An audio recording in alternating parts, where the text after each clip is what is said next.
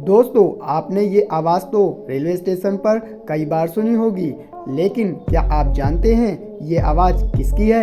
नहीं जानते हैं तो वीडियो को लास्ट तक देखिए, क्योंकि हम आपको इस वीडियो में बताने वाले हैं। लेकिन उससे पहले अब अगर तुम लोग नए हो तो सब्सक्राइब करो, वो जो लाल वाला बटन है उसके साथ स्कैम करो या फिर महफिल जमाओ, मुझे नहीं पता, बस क्लिक हो जाना चाहिए। दोस्तों, ये आवाज़ सरला चौधरी जी की है। इतने सालों से हमारी सुखद और मंगलमय यात्रा की कामना करने वाली इन माता जी को दिल से प्रणाम।